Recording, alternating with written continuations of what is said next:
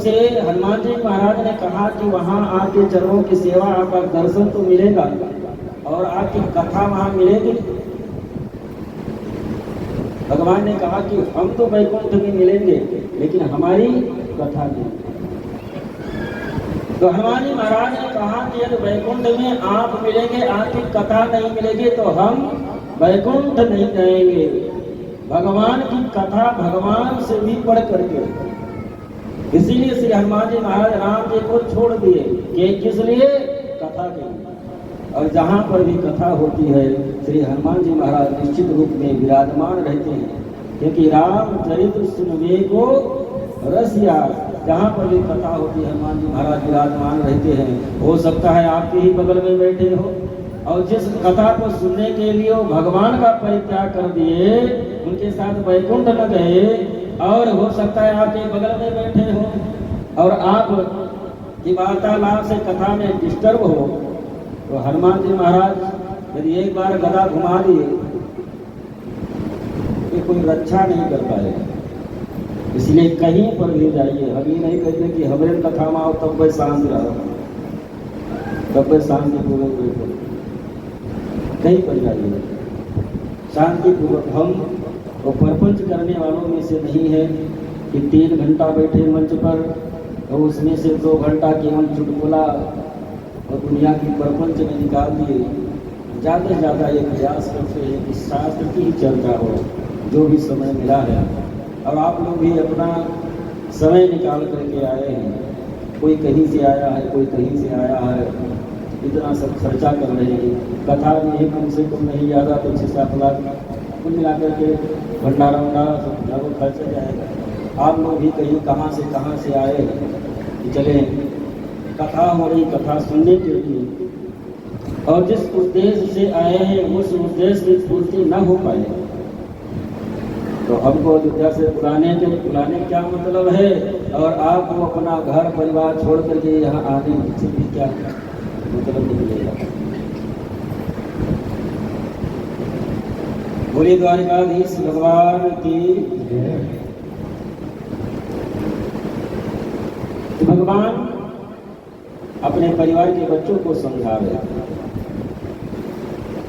कि यौन संपत्ति प्रभुताम विवेकता, इसमें से चारों में से किसी को प्राप्त यदि हो जाए तो उसमें अहंकार आना स्वाभाविक है।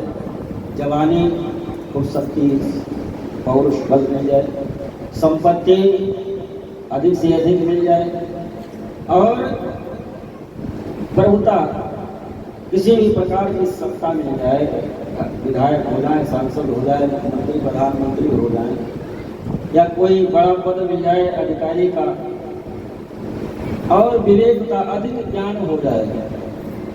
इसमें चारों में से कोई भी एक चीज मिल जाए तो अहंकार आना स्वाभाविक है।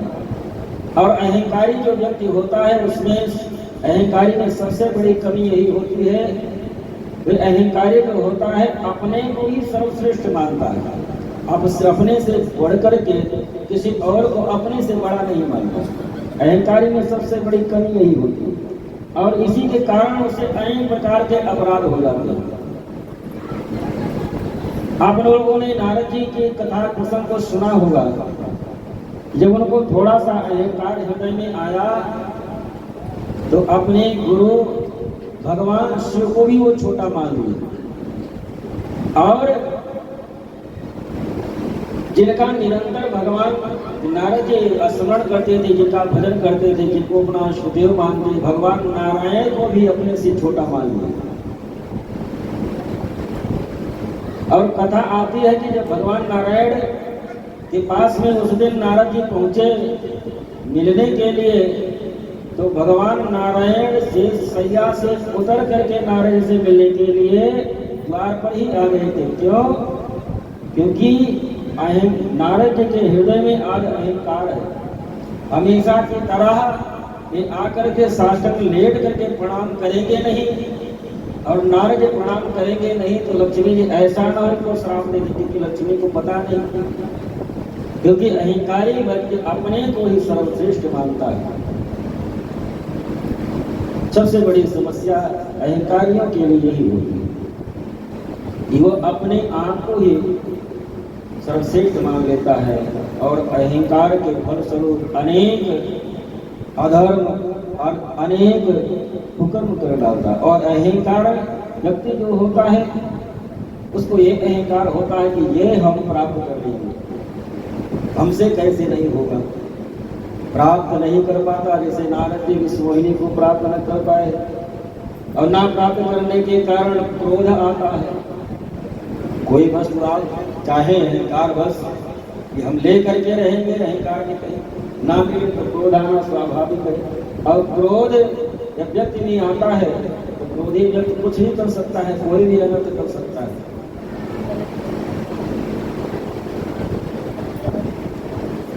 तो भगवान अपने पुत्रों को समझाए कि अहंकार में आकर के चारों चीजें एक साथ चुनी है, इसलिए अहंकार आना स्वाभाविक है। अहंकार में आकर के कभी संतों का ब्राह्मणों का अपमान मत करना समझाए। एक दिन भगवान के सभी पुत्र सरोवर के किनारे हुए बैठे, ऋषि संत महात्मा बैठे हुए थे। वहां पर विश्वामित्रो असिता कांडो दुर्वासा विवर अंगिराः कश्यपो वामदेवो अत्रि वशिष्ठो नारदयाः। विश्वामित्र, असित कांड, दुर्वासा, भृगु, अंगिरा, कश्यप, वामदेव, अत्रि, वशिष्ठ, नारद आदि बड़े बड़े संत बैठे हुए थे। भगवान के सभी पुत्र सरोवर के किनारे जब पहुंचे, संतों को देखे, आपस में विचार किए कि पिताजी हमेशा कहा करते हैं कभी साधु संतों का अपमान मत करना, चलो आज इनकी हम परीक्षा करते हैं, क्या इनको कुछ ज्ञानवान है कि ऐसे ही इनकी प्रशंसा क्या करते हैं। तो शाम जो भगवान का सबसे सुंदर पुत्र था, ये शाम भगवान शिव और पार्वती के अंश से जन्म लिया था, इसलिए भगवान के जो लाखों संख्या में संतानें पुत्र थे उसमें सबसे सुंदर था। जब पार्वती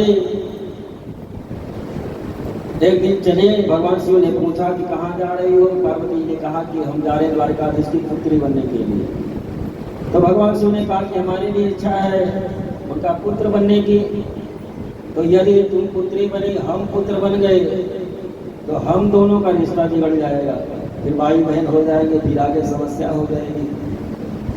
तो दोनों अपने अंश से इस पुत्र का जन्म दिया, जिसका साथ भगवान शिव अम्ब पार्वती शाम बहुत सुंदर।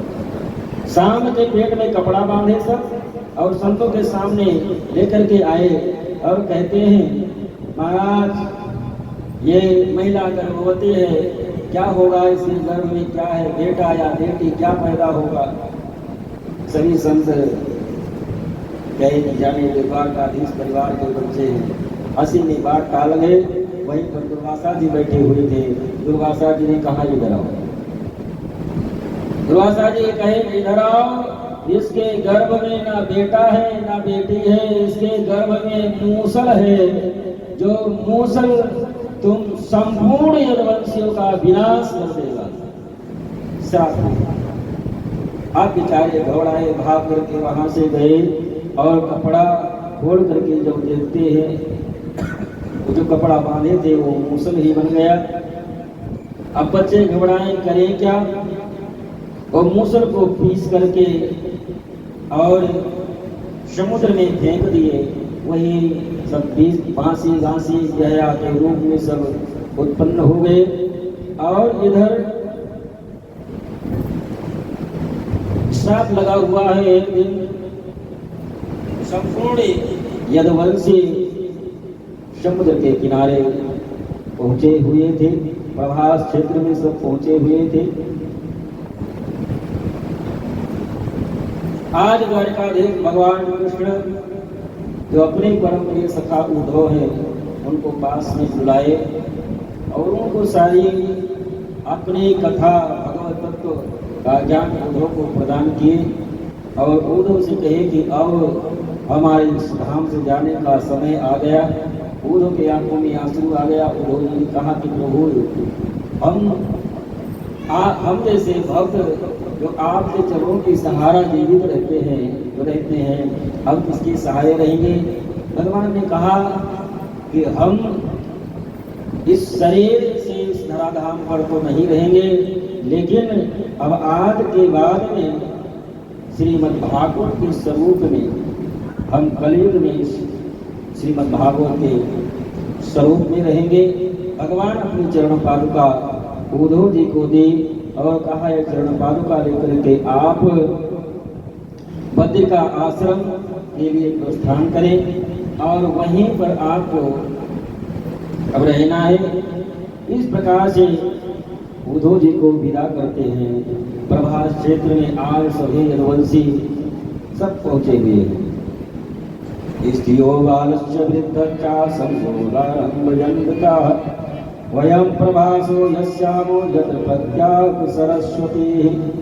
वहाँ पर सब संपूर्ण यदुवंशी सब एकत्रित हुए हैं और जब सब एकत्रित हुए तो यदुवंशी संपूर्ण यदुवंशी आपस में ही लड़ने लगे। वही जो समुद्र के किनारे जो घास जम रही थी उस मूसल के द्वारा वही घास उखाड़ करके एक दूसरे के ऊपर प्रहार करने लगे। कृष्ण और बलराम बचाव करने के लिए गए तो कृष्ण और बलराम को भी ये यदुवंशी मारने के लिए दौड़ा लिए।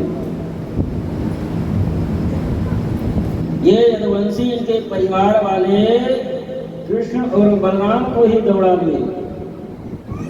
तो जब उस समय भगवान को परिवार वाले मारने के लिए दौड़ा लिए तो आज के समय में यदि परिवार वाले इस तरह से पेश आए तो कोई बहुत सोचने वाली बात नहीं। केवल भगवान का सहारा लेना चाहिए, बाकी ये संसार वाले भगवान को भी नहीं छोड़े। ये संसार वाले भगवान को भी नहीं छोड़े जबकि ये परिवार के ही हैं। कृष्ण और बलराम को भी जब दौड़ा लिए तो कृष्ण बलराम वहां से हट गए और देखते ही देखते आपस में लड़ करके संपूर्ण यदुवंशी समाप्त हो गए। संपूर्ण यदुवंशी जब समाप्त हो गए, इधर द्वारकाधीश भगवान कृष्ण अपने दारुक नामक सारथी को बुलाए और संपूर्ण अपने आयुध को दिए कि अब आप चले, हमारे आने की प्रतीक्षा करें। इधर बलराम जी अब आज साष्टांग भगवान के चरणों में प्रणाम करते हैं कि जैसे आपकी आज्ञा रही, आपकी लीला में हमने सहयोग किया और जो भी त्रुटि रह गई हो उसके लिए क्षमा। आप आए और उसके पहले हम चल करके आपकी व्यवस्था देखें। बलराम जी शेष रूप में आए और समुद्र के मार्ग से श्री वैकुंठ धाम को चल गए। इस दृश्य को अर्जुन अपने आंखों से सब देखते वहीं खड़े हैं।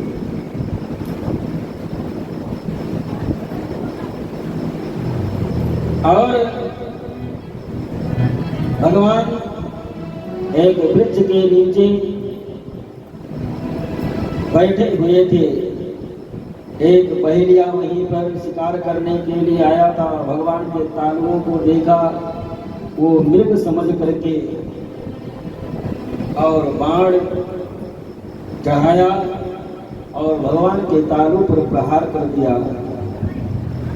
समीप में जब दौड़ करके आता है तो द्वारकाधीश को देख करके हाथ जोड़ करके आंखों में आंसू भर करके प्रार्थना करने लगता है। अजानता कतमिदं पापेन मधुसूदना, अनजान में हमारे द्वारा पाप हो गया है मधुसूदन, हे द्वारकाधीश। चंद्रमरहसि पापस्य उत्तम विश्लोक में रघा, क्षमा करें, हमारे द्वारा बहुत बड़ा अपराध हो गया। द्वारकाधीश भगवान कृष्ण ने कहा कि माम भयरे तुम मत्तिष्ठं कामहेम कृतोहि मे, यही तो मनृज्ञातम स्वर्गम सुकृतिनाम पदम। द्वारकाधीश भगवान कृष्ण ने कहा कि आपको हमने रामा अवतार में छुप करके बाण मारा था, आज आपने हमको छुप करके बाण मारा, हमारा आपका बदला पूरा हो गया। क्योंकि भले ही हम ब्रह्म के रूप में इस धरातल पर मानव के रूप में आते हैं, लेकिन कर्म हमारा भी पीछा नहीं छोड़ता। हम भी जो कर्म करते हैं उस कर्म का फल हमको भी भोगना पड़ता है। कर्म कभी पीछा छोड़ता नहीं है, कितने भी जन्म लेते रहो, जो कर्म किए उसका फल तो भोगना ही पड़ेगा। भगवान ने कहा कि रामा अवतार में आपने हमको चुप करके बाण मारा था, आज तुम बहेलिया के रूप में हो, तुमने चुप करके बाण मारा, हमारा आपका बदला पूरा हुआ और तुम यहाँ से तुरंत चले जाओ, क्योंकि अभी कुछ देर के बाद में ये संपूर्ण द्वारिका समुद्र में समाहित हो जाएंगे।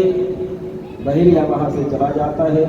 अर्जुन से भगवान कहते हैं कि अर्जुन, जो हमारी धर्म पत्नियां हैं, हमारी अष्टपुत्रानियां हैं, उनको आप 16,108 रानियां हैं, आप उनको ले जाकर किसी राधा रानी के चरणों में आप उनको समर्पित कर देना।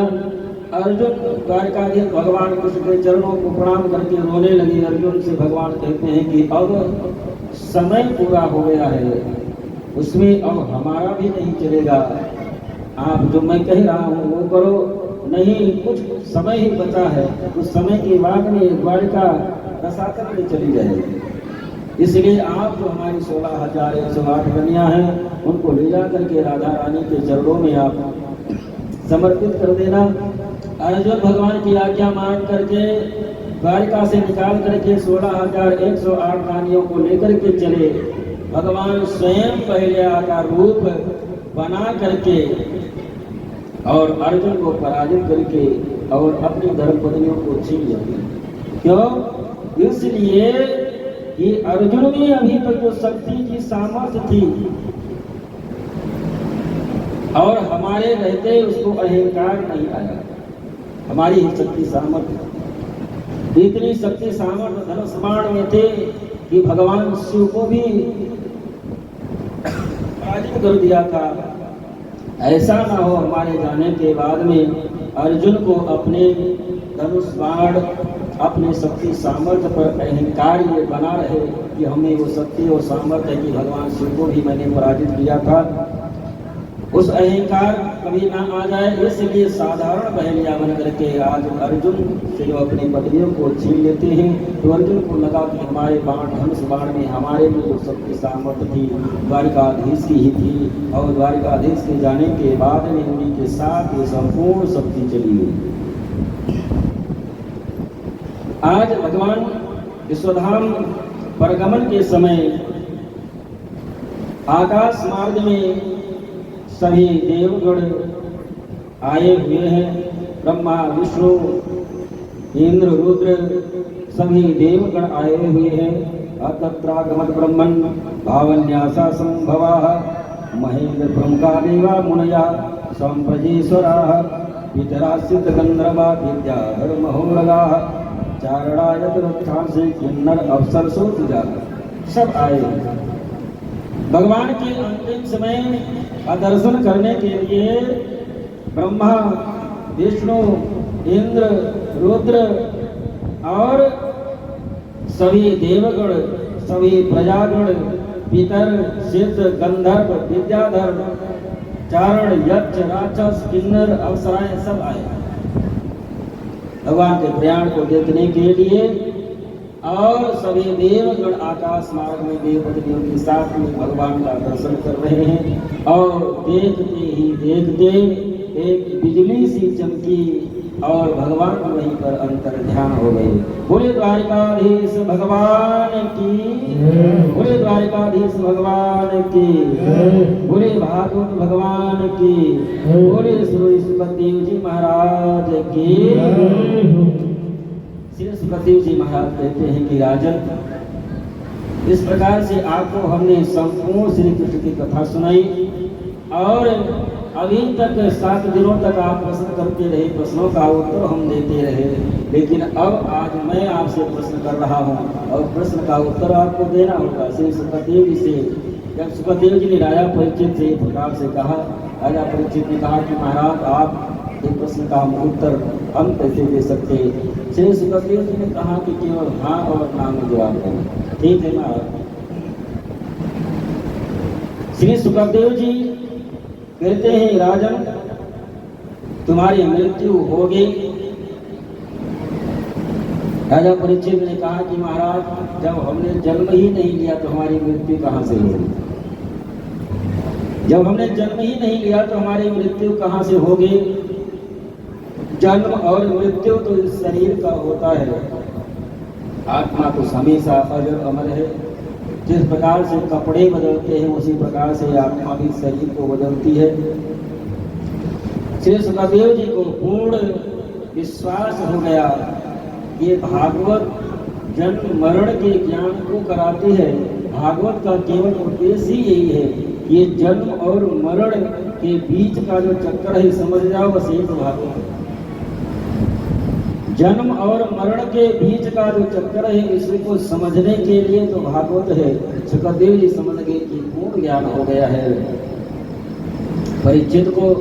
और इसके बाद में श्री सुखदेव जी के चरणों में राजा परीक्षित प्रणाम करते हैं, उनकी पूजा करते हैं। और देखते ही देखते श्री सुखदेव जी महाराज अंतर ध्यान हुए और भगवान स्वयं पूर्ण पार्वण परमेश्वर परमात्मा भगवान नारायण विमान लेकर के आए और राजा परीक्षित को लेकर के वैकुंठ धाम को चले गए। केवल उनका वहां पर शरीर पड़ा रह गया। तक्षक सर्प आया और शरीर को डसता है, शरीर जल करके राख हो गया। इस प्रकार से श्रीमद् भागवत कथा श्रवण कर राजा परीक्षित की सदगति हुई, मोक्ष प्राप्त हुआ। जबकि सर्पदंश से जिसकी मृत्यु होती उसकी सदगति नहीं होती, उसको यमलोक जाना पड़ता है। लेकिन भागवत कथा के प्रभाव से उनकी सदगति हुई। स्वयं पूर्ण प्रातः पार्वण परमेश्वर परमात्मा भगवान नारायण आए और अपने धाम को लेकर के गए। श्रीमद् भागवत की महिमा जितनी गाई जाए उतनी कम है। और यहीं पर बाड़ी विराम।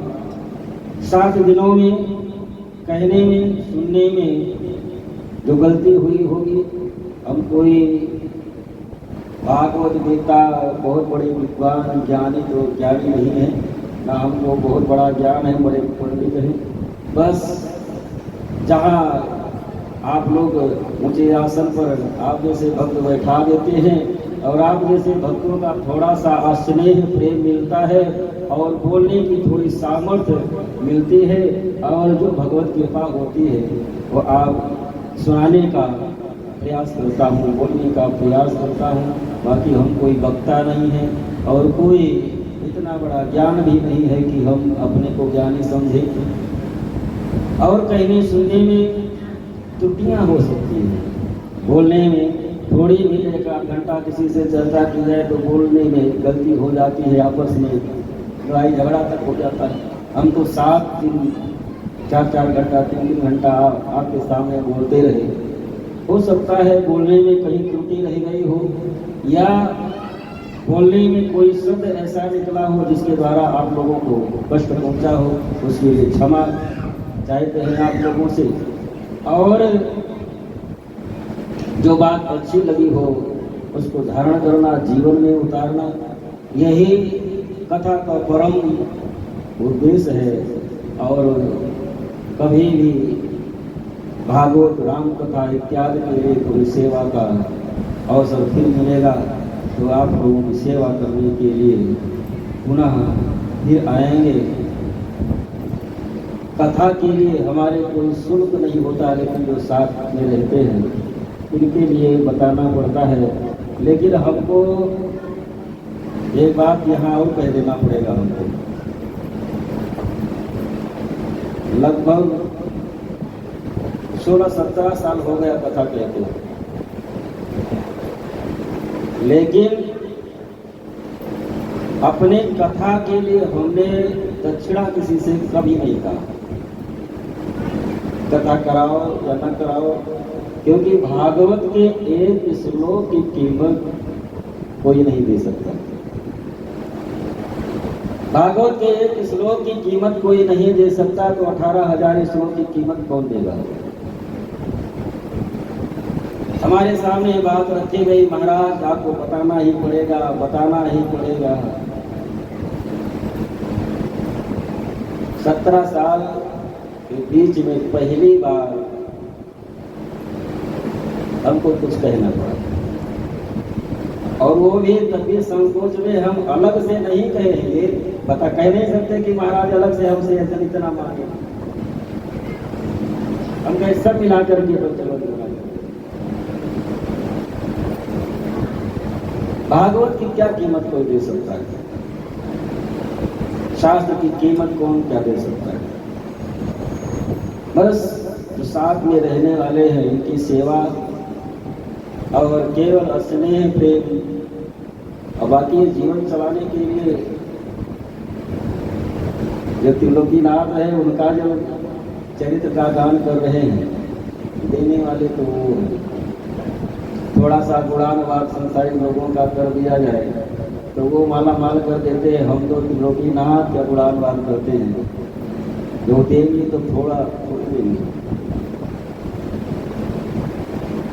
जो त्रुटियां रह गई हो उसके लिए क्षमा, और कथा सुनने के बाद में कथावाचक को दक्षिणा देना चाहिए। दक्षिणा ना दो तो पाप लगता है। दक्षिणा में हम नहीं कहते हैं रुपया पैसा की जरूरत नहीं है, केवल एक वचन सबको देना है। जितने लोग कथा सुने हो सबको एक वचन देना है। देंगे, दक्षिणा नहीं देंगे कोई काम नहीं देंगे, फिर पाप लगेगा, बता दे रहे। देंगे ना, एक वचन मांगेंगे, देंगे, चलो ठीक है। केवल आपको ये करना है कि मानव का जीवन मिला है, परमात्मा ने बड़ी कृपा करके दिया है। ये लोग सोचते हैं कि भगवान ने हमको क्या क्या इतना सुंदर शरीर दिए, इसी की कीमत नहीं लगा सकते। इस शरीर जो भगवान ने परमात्मा ने कृपा करके दिया, इसकी कीमत कोई लगा सकता है? अरे जो ये ठेला चलाने वाले हैं, इनसे सुबह जाकर के कहना भैया ये अपनी एक आंख निकाल करके दे दो, 1 करोड़ दे रहे हैं। ठेला चलाने वाला वो आंख निकाल कर देने के बाद पिटाई करेगा पहले। एक गरीब ठेला वाला 1 करोड़ 1 आंख नहीं दे सकता। अब दोनों आंख की कीमत लगा लो, एक अंग की कीमत लगा लो, कितनी महंगी और कितनी कीमती शरीर परमात्मा ने कृपा करके दी है। और कभी किसी के घर का कोई बीमार हुआ हो और ऑक्सीजन लगा हो, उससे पूछो कितना लगता है 2 घंटे के ऑक्सीजन का। और भगवान आपको 24 घंटा ऑक्सीजन दे रहे, जब तक जीवन है तब तक। और ये थोड़ा सा प्रकाश ही आप लोगों को मिल रहा है। जनरेटर कम से कम नहीं ज़्यादा तो 500 रुपये का घंटा खा रहा हो। अभी सूर्य भगवान वाला प्रकाश मिल रहा है, सूर्य भगवान से प्रकाश मिलता है। और सूर्य भगवान के उदय होने से प्रकाश के साथ साथ में ऊर्जा भी मिलती है हम लोगों को। सूर्य भगवान 15 दिन ना उदय हो तो शायद पृथ्वी पर कोई जीवित बचे। तो भगवान ने हमारे ऊपर इतनी बड़ी कृपा की है। तो सबसे पहले सुबह उठे, अपने से बड़े माता पिता के चरणों में अपने से बड़ों को प्रणाम करें। स्नान करने के बाद में सूर्य भगवान को अर्घ्य दें। सूर्य भगवान को प्रतिदिन जल देने वाले को 2 बीमारी कभी नहीं होगी। सूर्य भगवान को नियम पूर्वक यदि कोई जल देता है लाल फूल तो लाल चंदन डाल करके, 2 बीमारी कभी जीवन में नहीं आएगी। एक तो आंख का अंधा नहीं होगा, और दूसरा कभी चर्म रोग से पीड़ित नहीं होगा। सबसे खतरनाक 2 बीमारी है। आंख में कोई दिक्कत हो जाए तो संसार, और शरीर में कोई ऐसा। सूर्य भगवान को 1 लोटा जल प्रदान करें, और इसके बाद में हम ये नहीं कहते कि माला लेकर के बैठ जाओ बस 24 घंटा खाली राम राम राम राम के लिए परिवार, घर परिवार कैसे चलेगा। बस केवल भगवान के लिए 10 मिनट का समय निकालो। जो अधिक समय बैठ करके पूजा करते हैं बड़ी अच्छी बात है, नहीं समय निकालते तो केवल आज से 10 मिनट दो ठो अगरबत्ती जलाए, धूप बत्ती, कुछ नहीं आता है, हनुमान चालीसा आता है, हनुमान चालीसा नहीं, कुछ भी नहीं आता है तो बैठ करके राम राम, नहीं जिसको आप अपना इष्ट मानते हो, राम कृष्ण शिव दुर्गा सब एक ही है। ये अलग अलग इसलिए है कि आपकी श्रद्धा किसी के प्रति भी जागृत हो, कल्याण हो जाए, सब है। जिसको आप अपना इष्ट मानते हो उसके नाम का 10 मिनट केवल बैठ करके पूर्ण रूप से उसके प्रति तन्मय होकर के और ध्यान करते हुए केवल 10 मिनट बैठ करके उसका जाप करना, उसके इष्ट देव का, उससे आपका तो कल्याण होगा ही और हमको भी शक्ति बल मिलेगी, जिससे ये धर्म पथ पर धर्म प्रचार के लिए निकले हैं एक और अच्छे ढंग से हो पाएगा। इसलिए आप लोगों से केवल 10 मिनट का समय मांगते हैं। ये 10 मिनट का समय कथा के बदले आप लोगों ने वचन दिया, इसलिए आप लोगों को देना ही पड़ेगा। सुबह नहीं सवा टाइम मिलता है, शाम को ही किसी भी टाइम 10 मिनट का समय परमात्मा के लिए आपको निकालना ही पड़ेगा, क्योंकि भागवत के समय आप लोगों ने वचन दिया है। आइए एक छोटी सी भजन आरती, इसके बाद में आप लोग प्रसाद लेकर के ही जाएंगे। एक भजन, इसके बाद में विदाई गीत आएगी।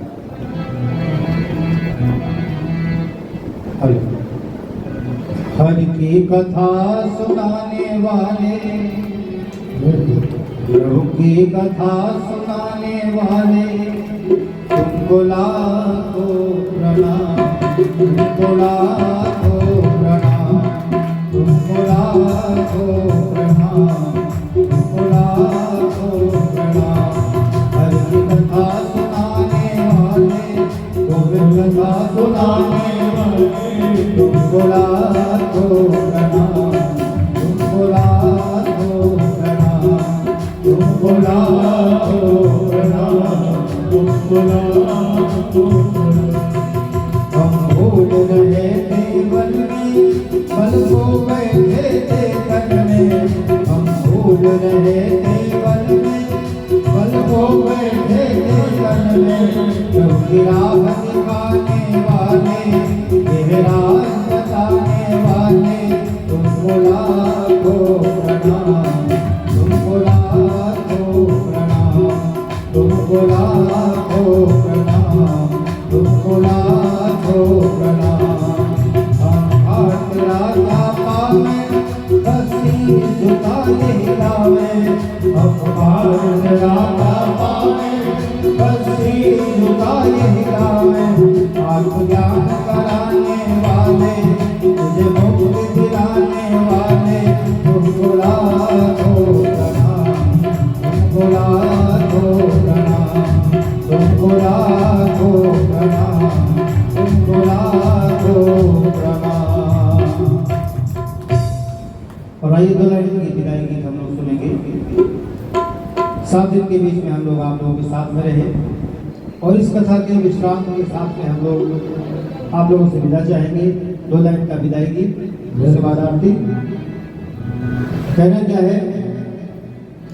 मिलन आज तक था हमारा तुम्हारा, रही जिंदगी तो, रही जिंदगी तो, रही जिंदगी तो मिलेंगे दोबारा। मिलन आज तक था हमारा तुम्हारा, मिलन आज तक था हमारा तुम्हारा। रही जिंदगी तो, रही जिंदगी तो, रही जिंदगी तो मिलेंगे दोबारा। मिलन आज तक था हमारा तुम्हारा।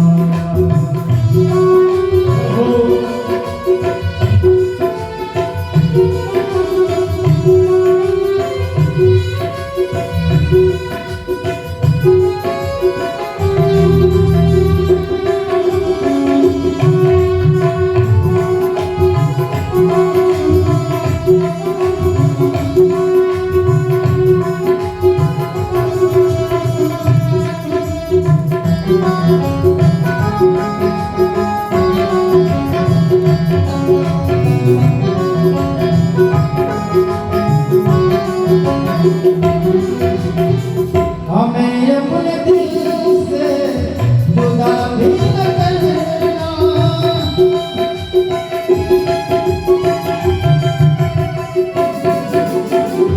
हमें अपने दिल से जुदा भी न करना, ओ हमें अपने दिल से जुदा भी न करना, हमें अपने दिल से जुदा भी न करना, रहे या न जाना, रहे या न जाना, यहाँ पर हमारा, रहे या न जाना, यहाँ पर हमारा, रही जिंदगी को मिलेंगे दोबारा, मिलन आज तक था हमारा तुम्हारा, मिलन आज तक था हमारा तुम्हारा।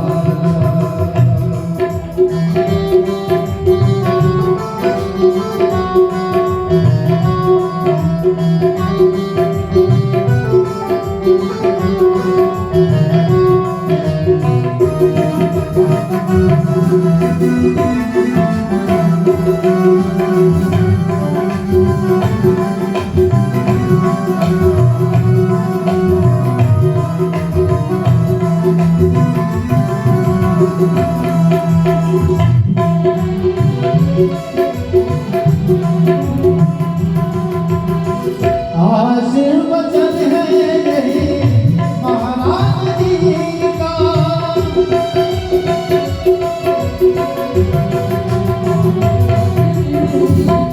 आशीर्वचन है यही महाराज जी का, आशीर्वचन है यही महाराज जी का, आशीर्वचन है यही महाराज जी का।